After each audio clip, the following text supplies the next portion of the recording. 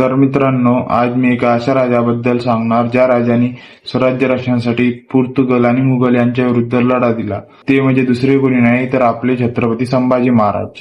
छत्रपती संभाजी महाराजांचा जन्म 14 मे 1657 रोजी पुरंदर किल्ल्यावर झाला. त्यांना लहानपणापासूनच युद्धकला, घोडस्वारी, तलवारबाजी आणि शस्त्र चालवण्याचे प्रशिक्षण मिळाले. तसेच मराठी, इंग्रजी, हिंदी, उर्दू आणि संस्कृत या भाषेचे प्रावीण्य सुद्धा मिळाले. छत्रपती संभाजी महाराज हे केवळ एक योद्धे नसून विद्वान, कवी व धर्मनिष्ठ शासन होते. 1680 म्हणजे छत्रपती शिवाजी महाराज यांच्या निधनानंतर जेव्हा संभाजी महाराज छत्रपती झाले तेव्हा त्यांनी मराठी साम्राज्याचा विस्तार केला. मुघल, पोर्तुगल, डच, सिद्धी यांसारख्या अनेक शत्रूंचा सामना केला.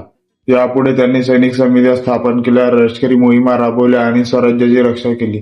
इतकंच नव्हे तर त्यांच्या नेतृत्वाखाली मराठा साम्राज्याने 9 राज्यांवर प्रभाव पाडला. त्यांनी वयाच्या 31 वर्षाच्या आयुष्यात अनेक मोहिमेत यश मिळवले.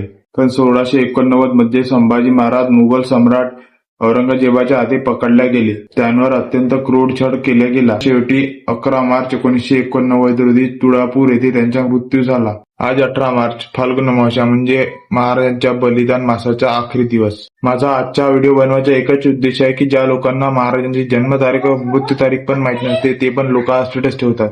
तर त्या लोकांना माझे सांगणं आहे की आधी महाराजांबद्दल माहिती करून घ्या, नंतर तुम्ही स्टेटस ठेवा. तर काही लोक असे असतात की दुसऱ्याचे स्टेटस पाहून स्वतः स्टेटस ठेवतात. हा व्हिडिओ त्यांच्यासाठी आहे. व्हिडिओ आवडला असेल तर व्हिडिओला लाईक आणि सबस्क्राईब नक्की करा.